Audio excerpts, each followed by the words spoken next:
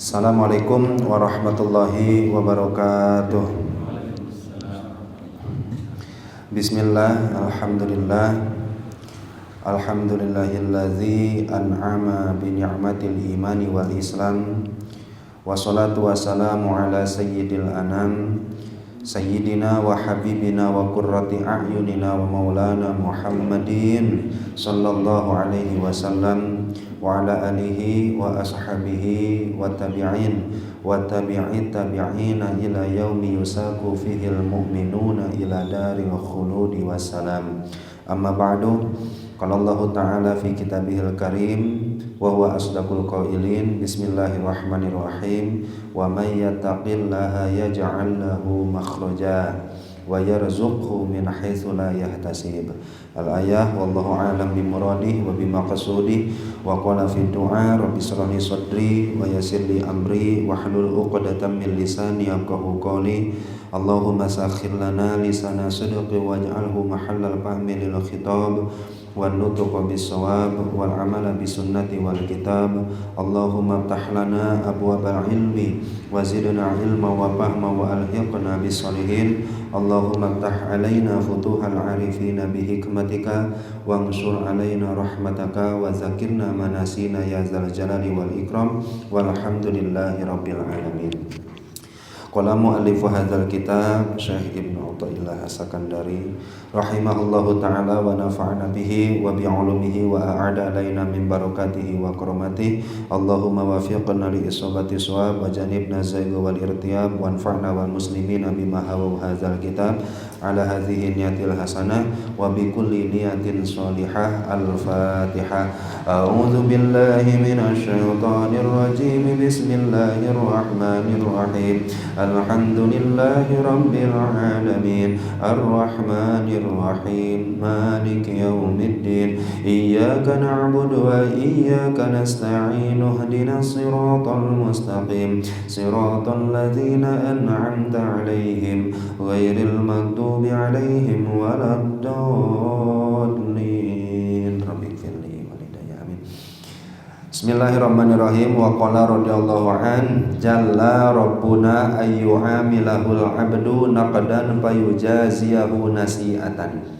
Insyaallah pada kesempatan malam hari ini kita akan mencoba membaca hikmah yang selanjutnya dari kitab Syekh Ibnu Athaillah As-Sakandari. Hikmah tersebut berbunyi, jalla rabbuna, jalla maha agung, rabbuna Tuhan kita, yaitu Allah Subhanahu wa taala.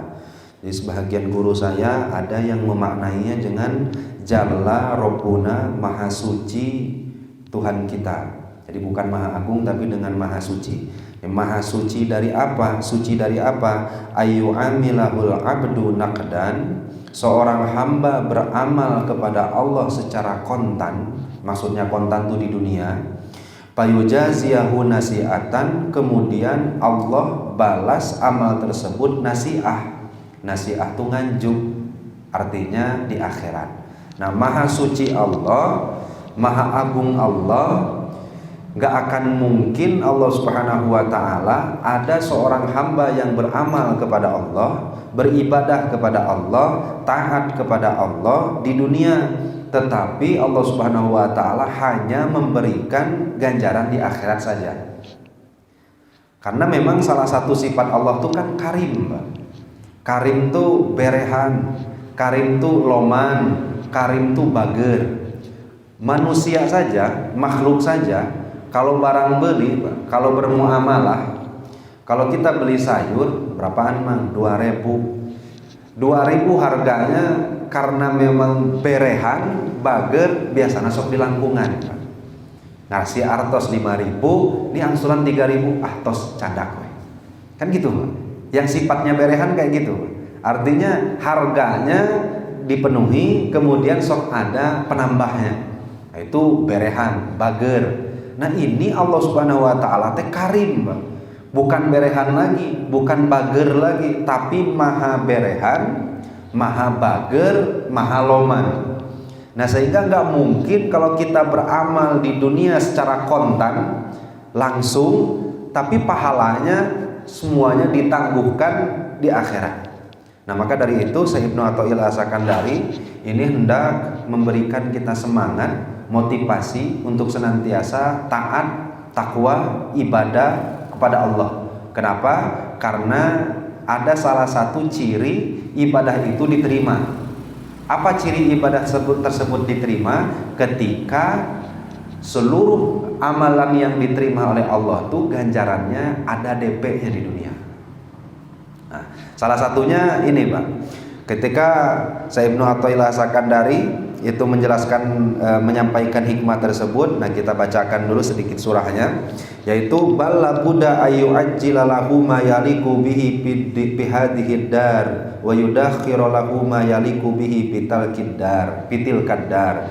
Kita tahu di hikmah-hikmah sebelumnya Allah itu paling suka memberikan pahala dari setiap amal soleh yang kita lakukan di akhirat. Paling suka, paling resep. Kenapa? Karena kan dunianya gak cukup, Pak, untuk menampung pahala dari ibadah yang kita lakukan di dunia. Gak bisa mewujudkan, Allah tuh dunia tuh gak cukup untuk menjadi wadah perwujudan ganjaran dari ibadah yang kita lakukan. Ya, jangan yang jauh-jauh lah, sholat sunat sebelum subuh saja, kata Rasulullah, khairum minad dunya wa ma biha. Sholat subuh sebelumnya kita sholat 2 rakaat, maka itu lebih baik daripada dunia dan seisinya. Andaikan Bapak berdoa, ya Allah, ini ganjarannya jangan untuk akhirat, untuk sekarang saja di dunia. Kira-kira wujudnya apa, Pak? Andaikan Bapak sholat subuh sebelum subuh 2 rakaat, kan pahalanya itu, nilainya itu lebih baik daripada dunia dan seisinya. Andainya Bapak minta ke Allah, ya Allah, untuk sholat subuh saya hari Selasa besok, pahalanya jangan di akhirat, langsung baik wujudkan ayeuna. Nah, kira-kira yang paling pantas apa? Kaya raya kan masih belum lebih baik daripada dunia dan seisinya. Ini harus lebih baik daripada dunia dan seisinya. Beberapa kali saya sampaikan bahwa malaikat Jibril itu pernah memberikan sifatan surganya Abu Bakar. Ya, suatu ketika malaikat Jibril datang kepada Rasulullah, ya Jabrail siplana jannata Abi Bakrin. Abu Bakar itu kan masuk surga. Kira-kira surganya Abu Bakar itu kayak gimana? Abu Bakar, malaikat Jibril, Pak. Malaikat Jibril itu malaikat yang luar biasa, Pak. Posturnya ya besar, lamun tema hibernya cepat. Kata malaikat Jibril, saya hiber terbang untuk mencari rumahnya, surganya Abu Bakar. Saya hiber selama 1 tahun, itu baru sampai tepiannya saja. Yang mau nyari masuk kompleknya Abu Bakar, surganya Abu Bakar, buka pantau, hiber malaikat Jibril. Yang hiber bukan manusia itu, malaikat Jibril. Hiber selama 1 tahun perjalanan ditempuh, baru sampai pinggirnya saja. Encan ke alun-alunnya. Kalau yang kita kayak gimana? Dulu pernah kita sampaikan banyak. Untuk satu mukmin yang awam, maka dia akan dapat sertifikat rumah nanti di surga, yang mana kampung di surganya itu, rumah di surganya itu litoirin sariin. Kalau kalau dijelajahi oleh burung yang paling cepat terbangnya, itu untuk mengelilingi rumah Bapak di surga itu butuh waktu 500 tahun. Ya kan, saya sudah berapa kali sampaikan tadi mujahidin tadi sini, kalau nanti kita sama-sama di surga jangan ajak saya main ke rumah Bapak. karena sekalinya masuk kan nggak pulang-pulang kayak saking leganya, Pak. Nah, andaikan kalau yang seperti itu mau diwujudkan di dunia gimana, Pak? Angel kan, susah jadinya. Akhirnya ya sudah, Allah paling resep semua amal ibadah ketaatan itu ya sudah di akhirat saja. Tetapi Allah berehan. Nah, ini masalahnya, Pak. Allah itu karim, Allah itu rahman, Allah itu rahim. Nah, sekalian saya meralat, saya salah kemarin Pak Edi, hapunten, bahwa rahman itu adalah al-mun'imu bijalailin ni'am, zat yang memberikan nikmatnya yang besar yang diberikan di dunia. Tetapi nggak seluruh nikmat yang di dunia itu harus dibagi rata ke seluruh makhluknya. Nah, jadi kemarin kan nikmat di dunia yang paling besar itu apa saja? Satu, nikmat diwujudkan oleh Allah. Dua, nikmat diberi umur panjang oleh Allah. Kemudian nikmat ditapalkan iman dan Islam di dalam hati oleh Allah. Artinya nikmat Rahman itu adalah nikmat yang Allah berikan di dunia. Walaupun nanti nggak semuanya dibagi rata. Ada nggak nikmat wujud nggak kebagian orang? Ada. Berapa tahun menikah tapi nggak diwujudkan punya anak, berarti nggak kebagian nikmat wujudnya, Pak. Atau nikmat umur, nikmat imdad, ada nggak diwujudkan tapi nggak diberi umur panjang? Ada. Nah, artinya nikmat Rahman itu bukan semua orang dapat, Pak. Saya ralat, saya salah. Tapi nikmat Rahman itu adalah nikmat yang Allah berikan kepada hamba selagi masih hidup di dunia. Dari sekian banyak nikmat dunia itu ada 3 yang pokok. Satu, nikmat dijadikan hamba, diwujudkan oleh Allah. Dua, nikmat diberi umur panjang oleh Allah. Dan ketiga, nikmat ditapalkan iman dan Islam di dalam hati. Nah, Allah Subhanahu wa Ta'ala yang Maha Rahman ini, Pak. Nah, kita lihat, Pak. Katanya ada DP-nya untuk nikmat yang ditangguhkan nanti di akhirat. Kira-kira apa jenisnya yang telah Allah janjikan? Walladzi ajjala lahu subhanahu bi hadhihi dar umurun, banyak, Pak. Salah satunya ma yadfa'u anhu aminal mador. Kalau orang amal soleh, taat, dia dapat surga akhirat. Tapi di dunia sebagai bentuk Allah pemurah maha pengasih penyayangnya, dari taatnya tadi seluruh dampak-dampak madorot dihilangkan dari dia. Jadi hal-hal yang berdampak negatif, madorot, itu dihilangkan. Makanya kan Rasul pernah dawuh, as-shadaqatu tadfa'ul bala. Sedekah itu bisa mencegah balahi. Pertanyaannya, Pak, kalau Bapak sedekah, kemudian kitalah sedekah 10.000, ini ada pahalanya nggak, Pak, di akhirat? Balahinya tertahan juga atau tidak, Pak? Iya, nah ini yang DP-nya itu yang disebutkan oleh Rasulullah. Nah, adapun yang di akhirat mah itu semua tertandingi. Kenapa? Karena sangat banyak sekali. Nah, kemudian apalagi ya selain dihalang dari madorot, dihalang dari segala sesuatu yang kita benci. Makanya Rasul pernah dawuh juga, Pak. Salah satu, jangankan sholat, jangankan Bapak ikut majelis pengajian, jangankan Bapak baca Quran, jangankan Bapak nanti sholat tahajud, duha. Alhamdulillah Bapak-bapak sekalian sekarang sering zikir, istiqomah zikir, sholawat dan lain-lain. Jangankan ibadah yang luar biasa itu, hanya baca ayat kursi saja seba'da sholat, maka kata Rasulullah, kalau dibaca pagi kemudian nanti sampai malam, orang tersebut ada dalam perlindungan Allah. Perlindungan kayak gimana nih, Teh? Kalau dia baca ayat kursinya pagi, siang, maka sampai malam tuh hal-hal yang ia benci itu gak akan pernah ia temukan. Itu hanya ayat kursi. Nah, tapi ada nggak pahala untuk di akhirat? Ada. Terus yang tadi itu padilahnya kenapa ada di dunia? Itu maha rahmannya Allah, itu maha karimnya Allah. Nah, sehingga kan benar, Pak, kata ulama, kalau kita niat ibadah jangan diniatkan untuk cari dunia. Kenapa? Karena dengan diniatkan untuk dunia, lebar keikhlasan kita berkurang. Tapi langsung saja niatkan untuk akhirat, dunia itu pasti dapat. Kenapa? Karena Allahnya Rahman. Setiap yang sudah diterima oleh Allah pasti dikasih pahala, diwujudkan di dunia kita. Sampai sini bisa dipahami, Pak. Nah, kemudian ada lagi enggak selain dihilangkan madorot, wa yajlubu lahu minal manafi'i wal masar? Orang yang taat, orang yang soleh akan menarik kemanfaatan dan kebahagiaan di dunia atau kabungahan. Kan apa ya, Pak ya, kita nggak sangka-sangka dulu kita nggak pernah berkumpul, tapi alhamdulillah bisa silaturahmi, ketemu dengan orang-orang yang soleh, ketemu dengan orang-orang yang soleh, manfaatkan dunia akhirat. Itu nikmat bukan, Pak? Nikmat, dan itu merupakan DP dari Allah untuk ganjaran di akhirat. Dulu kita nggak baca zikir, Pak.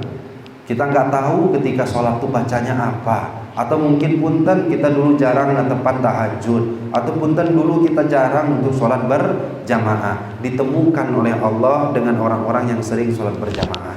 Akhirnya rajin berjamaah. Itu nikmat atau tidak? Nikmat luar biasa. Nah terkadang kita tuh mikirkan bahwa DP yang Allah berikan tuh harus berupa materi, harus berupa kesehatan. Nah emang bukannya teman-teman yang soleh ini bukan rezeki yang besar, terus rezekinya luar biasa.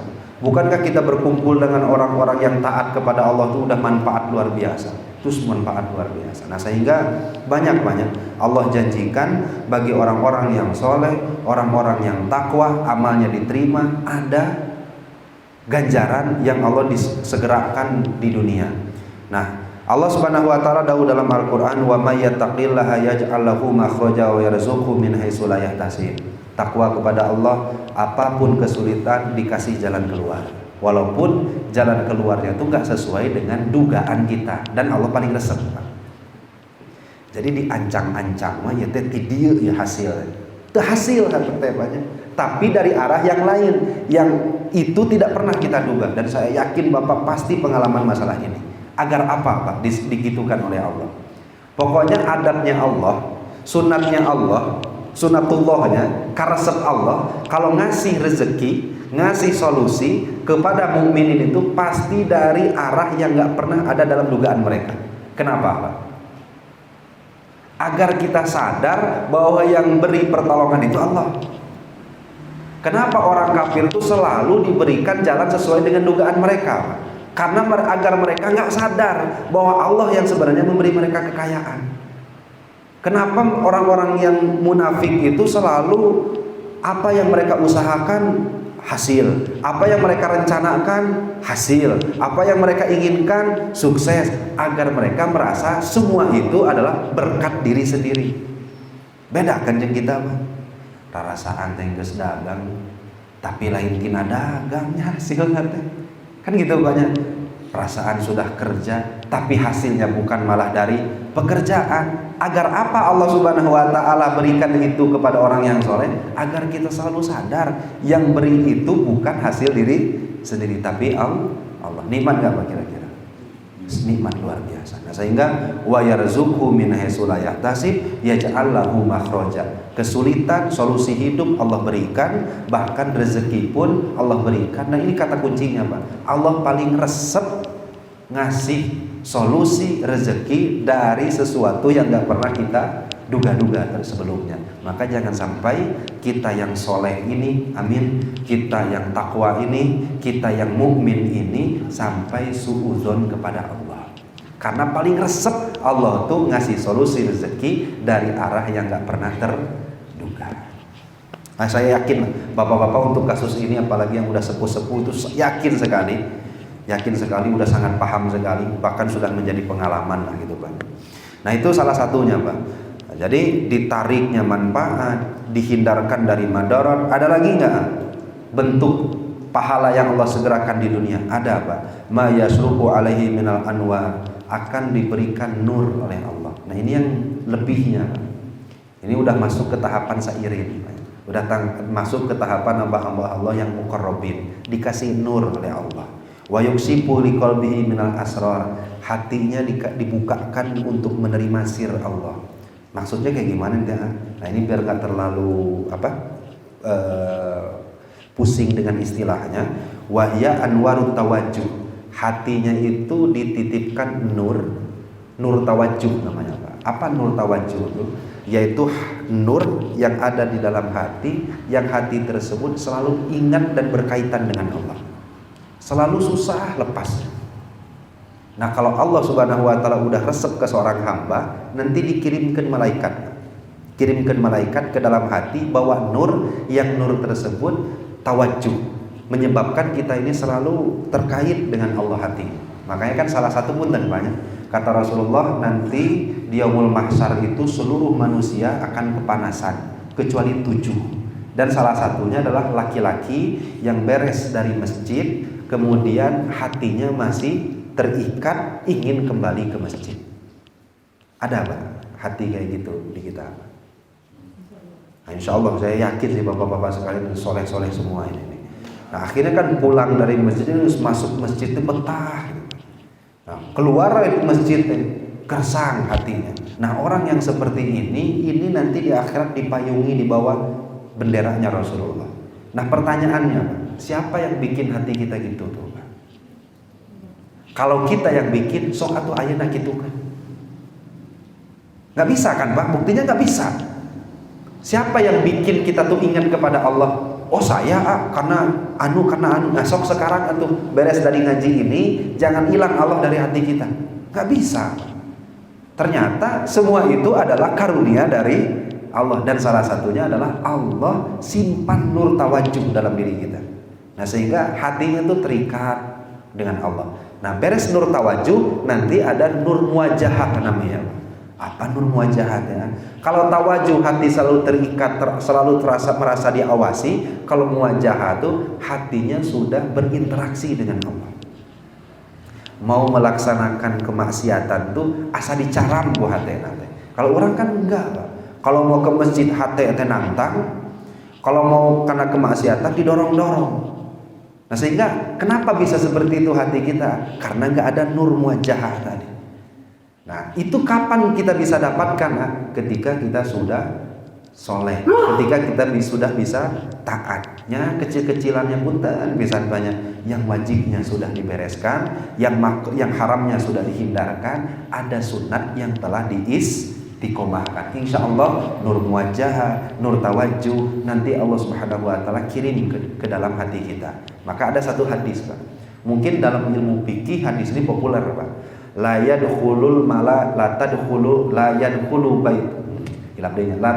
malaikatu baitan fihi kalbun aw suratun wa suratun aw kama qala. Enggak akan masuk malaikat baitan ke dalam rumah yang di rumah tersebut ada dua ya, Pak. Punten satu gogok, yang kedua patung atau gambar atau rupa. Walaupun nanti secara fikih banyak ikhtilaf. Tapi kata orang tasawuf enggak gitu maknanya. Ya kalau kita makan ngemaknainnya malaikat rahmat, nah ini malaikat rahmat ya Pak. Hari malaikat Israel tetap nembus. Jadi jangan sampai nanti Bapak, oh saya punya hadis ya. Ini malaikatnya malaikat rahmat. Israel mah tetap nembus. Jadi malaikat rahmat itu gak akan masuk ke dalam satu rumah yang rumah tersebut ada gogoknya, ada patungnya. Nah kata orang tasawuf, malaikat gak akan nurunkan nur, nitipkan nur ke dalam hati, rumah itu hati, yang di dalamnya masih ada sifat-sifat tercela, karena gogok itu ditakuti. Kenapa ditakuti? Karena sifatnya yang gak baik. Maka dimaknai oleh orang tasawuf, kalau di dalam hati kita masih ada sifat-sifat yang tercela, sifat-sifat yang bikin orang lain itu gersang dekat dengan kita, maka malaikat gak akan titipkan nur tersebut. Wasuratun apa? Gambar itu rupa duniawi. Kalau masih ada sifat tercelanya, masih ada dunia di dalam hati, maka malaikat gak akan pernah masuk ke dalam hati seorang mukmin.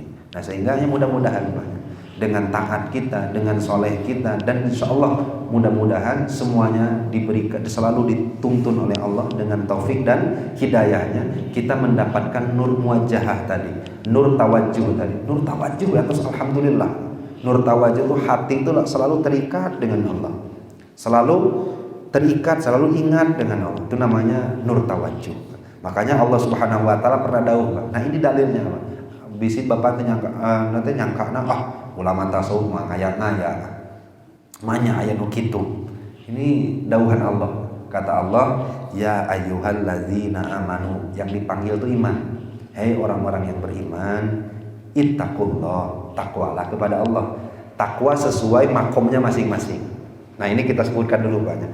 Takwa orang awam adalah ketika dia bisa mengerjakan yang wajib, kemudian menghindarkan yang haram.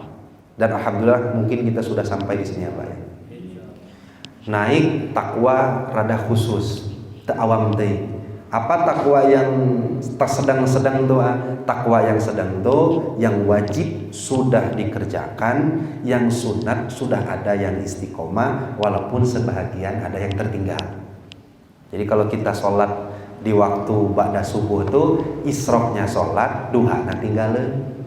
Isrokna tinggalin, duhana sholat. Nah, kalaupun tahajud pun gitu, lamun tahajudna 8 rakaat, witirna 3. Lamun tahajudna 2 rakaat, witirna 5. Akhirnya masih ada pula pilihna lah kita. Kalau kita sholat baca Quran yang sunat pun sama. Mana resep Al-Waqiah dengan surat Ar-Rahman? Oh, resep kena Al-Waqiah. Kenapa baca surat Al-Waqiah ada resep? Karena di dalamnya ada jalbur rizki, babari rizki. Ar-Rahman apa nggak ada. Nah, sehingga terkadang masih pilih-pilih. Tapi ini udah tingkat yang kedua. Jadi yang wajib beres, yang sunat sudah ada yang istiqomah, walaupun sebahagian ada yang tertinggal. Nah, pun sama banyak ketika kita masuk masjid, Pak, beres wudhu. Kan kita sholat tuh ada tahiyatul masjid, ada syukur wudhu, ada qobliyah. Dikerjakan nggak semuanya, Pak?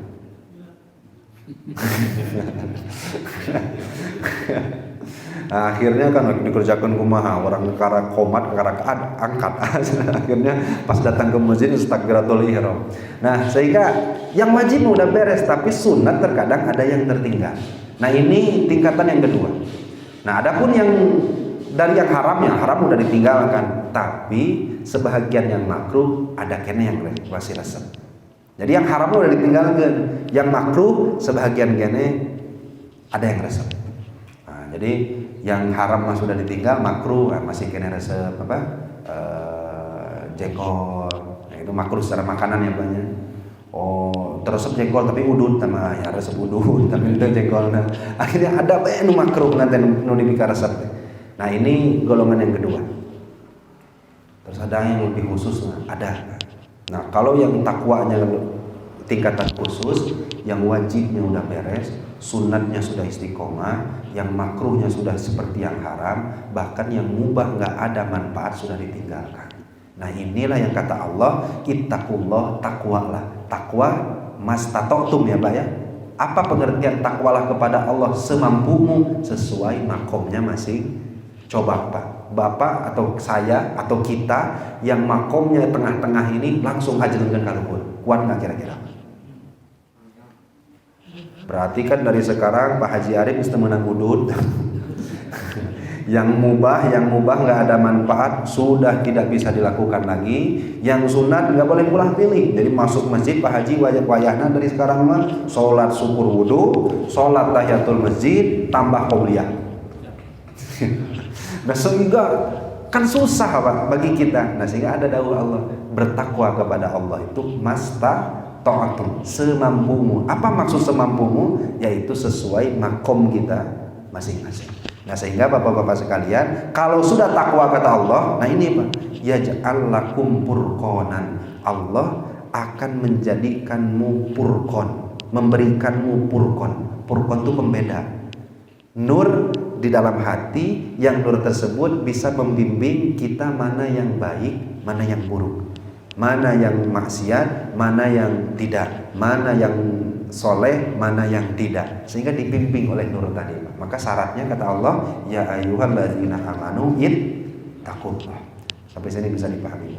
Nah, insyaallah ini satu lagu Pak, biar semua ada dua hikmahnya. Saya akan bacakan tapi insyaallah sudah kawengku sebenarnya. Wa minha, nah, selain tadi dihilangkan madarat, ditarik manfaat, kemudian diberikan nur oleh Allah. Nah, ini di hikmah yang selanjutnya, kafa min jazaihi iyyaka ala ta'at an radiyaka laha ahlan. Sebagai pahala atau ganjaran yang di dunia yang Allah berikan tuh cukup sebenarnya sebagai bentuk pahalanya Allah meridaimu menjadi ahli ketaatan tersebut. Paham nggak maksud saya? Saya sholat, apa pahalanya? Nanti di akhirat. Di surganya ada nggak pahalanya? Ada. Apa? Allah izinkan kamu dan ridho kamu sholat. Nikmat nggak kira-kira itu Pak? Apa bandingan nikmat yang lebih nikmat ketika diri kita tuh masih diizinkan sholat oleh Allah? Makanya kan beberapa kali ada orang, dan salah satunya Imam Abu Hasan As-Sadili, kalau kamu sholat, setelah sholat masih kena cerik cilaka dan luar biasa. Nah, kenapa? Nah, emang kamu nggak bersyukur, kamu itu masih diizinkan bersujud kepada Allah. Sujud itu adalah posisi di mana hamba dekat dengan Allah dan kita diizinkan oleh Allah untuk melakukan hal itu. Nikmat nggak kira-kira? Nggak ada Pak, orang yang hatinya pingin sholat tapi nggak jebul-jebul sholat Pak. Kan ada Pak. Nah, kita alhamdulillah Sehingga apa pahala yang disegerakan oleh Allah di dunia itu? Kita diizinkan, bukan diizinkan lagi, kita dibimbing, bukan dibimbing lagi, kita dipermudah untuk berbuat taat.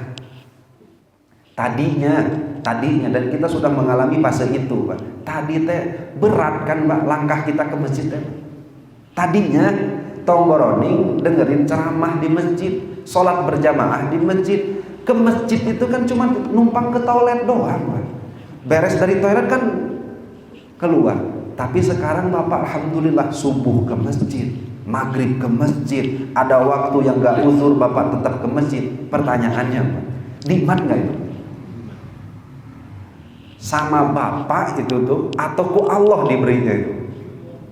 Allah yang memberikan itu. Nah, sehingga cukup gak kira-kira Pak pahalanya? Atau mau minta lebih, Bapak? Nah, kan asa izin ya orang temanya. Kita diizinkan dan dibimbing untuk sholat saja, ini itu kan karunia dari Allah. Makanya guru-guru saya, salah satunya kayak Hadi Profi Udin dari Buntet itu, Pak, dari Cirebon itu dawuh kayak gini. Kamu tuh sholat, habis sholat minta ke Allah, ya Allah, dengan berkahnya sholat saya maka kabulkan keinginan saya. Maka kata kayak Hadi itu, kamu tahu nggak? Kamu jalan ke masjid itu Allah yang kasih kamu tenaga, Allah yang izinkan. Kamu sholatnya itu Allah juga yang berikan karunia untukmu. Nah, semua pemberian yang Allah berikan kepadamu masih kena ditagih, ya Allah.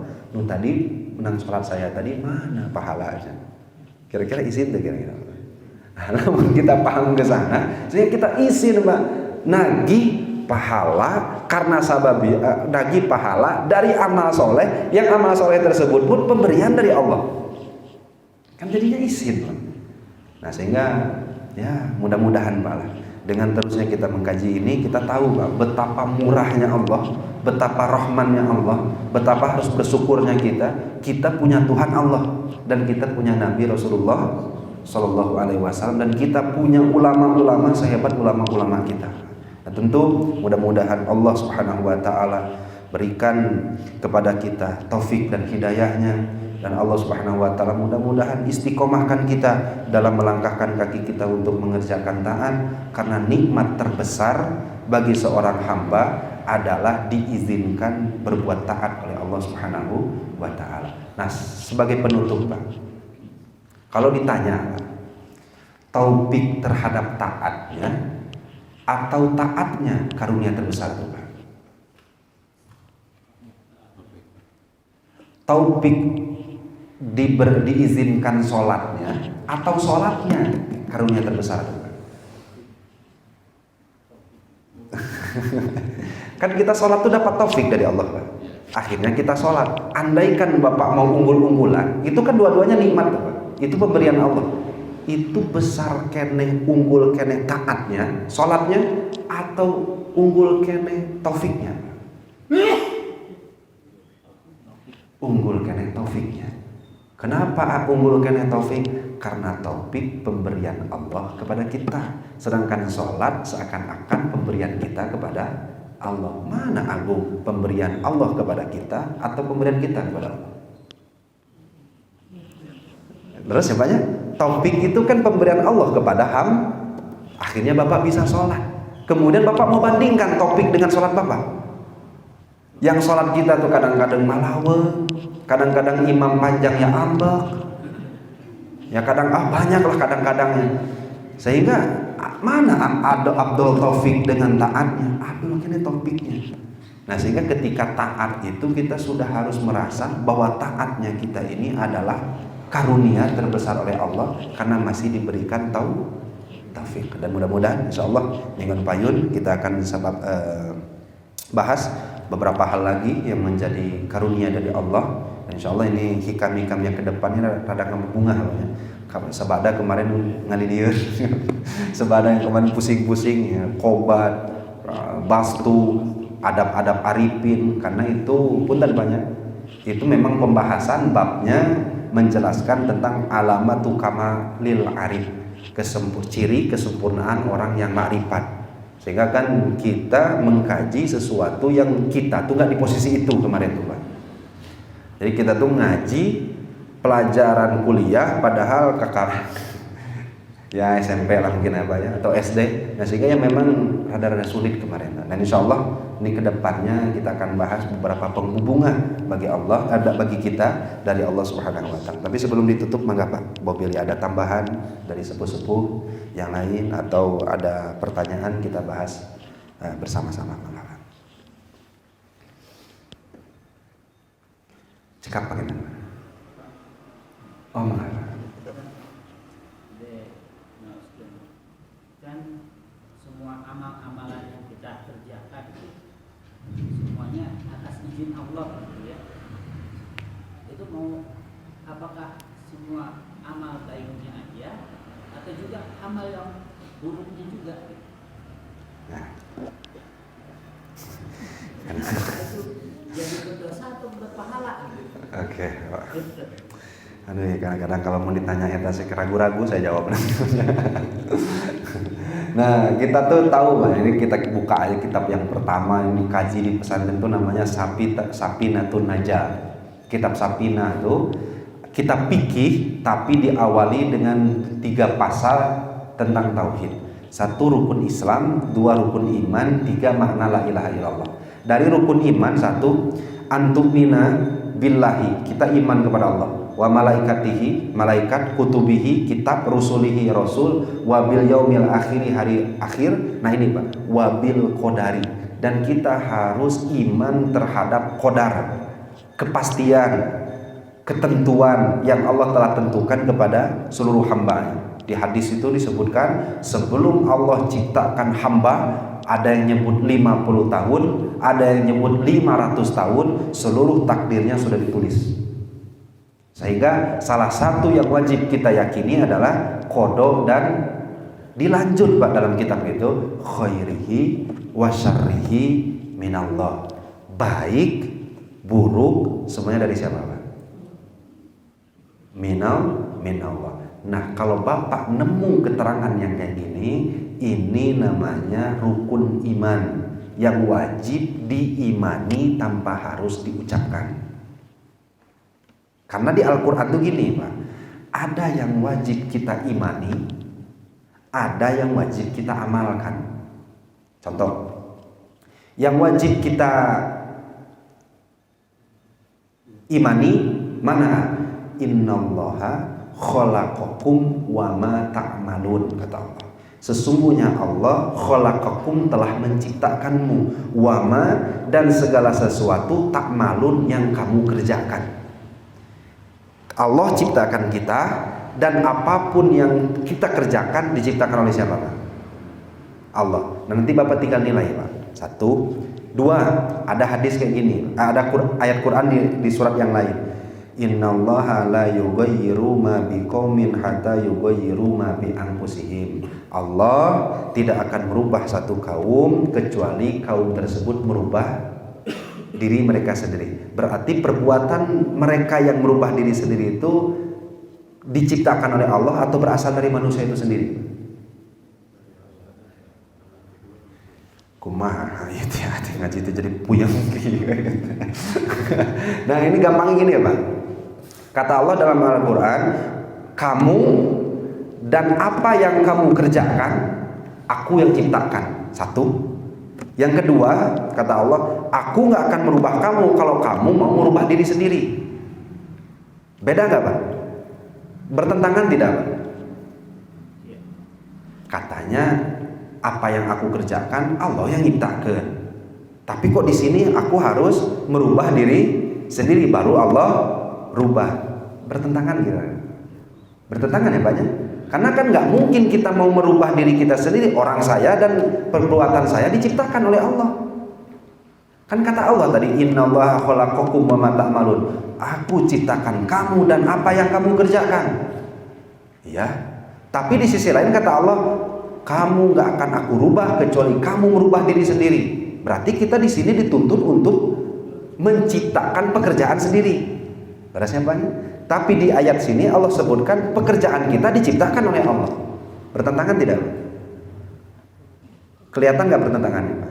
Nah, agar tidak bertentangan, maka cara memahami ayat itu 2. 1, ada yang bil i'tikad, untuk diiktikadkan. 2, dua ada yang diamalkan. Gimana maksudnya kita? Contoh, yang ini Allah ciptakan kamu dan apa yang kamu kerjakan iktikadkan dalam hati, jangan dijadikan amal. Tapi kalau yang ini, yang Allah nggak akan merubah kamu kecuali kamu yang merubah diri sendiri, ini yang kita amalkan. Bisa dipahami dulu Pak? 1, 2. Baik buruk datangnya dari siapa? Dari Allah. Mana dalilnya? Kan khairihi wa sarihi minallah. Tapi itu gini kata Allah dalam Al-Quran, ma asobaka min hasanatin faminallah wa ma asobaka min sayiatin famin nafsik. Kalau yang baik datang dariku, yang buruk datang dari kamu. Bertentangan gak Pak? Bertentangan gak Pak? Kumaha ya. Nah kalau kita kan nyanyi kan aja bertentangan. Akhirnya gimana cara menyelesaikannya? Yang kodok kodar baik dari Allah, iktikad kita Pak. Jangan diucapkan. Itu cukup untuk iktikad. Adapun yang di ayat di Quran, apa yang baik datang dari Allah, apa yang buruk datang dari kita, itu yang kita amalkan, itu yang kita ucapkan. Paham maksudnya apa? Jadi ada yang bil iktikad untuk diimani saja, ada yang untuk pengamalan sehari-hari. Contoh lagi biar lebih gampang. Semua rizki itu ma min dabatin fil ardi illa 'alallahi rizquha. Siapapun yang hidup di dunia ini saya yang beri rizki. Berarti Bapak cukup diam, Allah beri rizki. Benar Pak? Ayatnya kayak gini. Tapi kata Allah, wabtagu kemana? Sebadana sholat Jumat pangtasiru bil ard. Kalau kamu beres sholat Jumat, maka bertebaranlah di muka bumi, cari karunia Allah. Cenah tadi dijamin. Tapi sekarang malah Bapak mau ngamalin yang mana? Bertentangan tidak Pak? Akhirnya apa? Ini yang Allah rizkikan semua makhluk, kita iktikadkan. Tapi ini yang Allah carilah, ini yang kita amalkan. Nah sehingga ayat Quran itu, ayat hadis itu gitu semuanya Pak. Ada yang wajib diiktikad, ada yang wajib bil amal. Jangan kebalik ya Pak. Karena ada orang yang memahami kebalik Pak. Akhirnya yang ayat iktikad jadi amal, yang ayat amal jadi bahaya nggak kira-kira? Atau bahaya? Ya kan namun kita salah saja menerapkan udah bahaya. Nah, sampai sini bisa dipahami. Bisa disimpulkan nggak kira-kira dari kodo dan kodar tadi? Atau masih ada yang ngeganjel? Kalau masih ada yang ngeganjel kita teruskan sambil ngopi ya Pak. Cekap Pak, tanya deh Pak. Cekapnya Pak. Kami cekap ditutup dengan doa. Wabillahi taufiq wal hidayah wal afu minkum. Wassalamualaikum warahmatullahi wabarakatuh.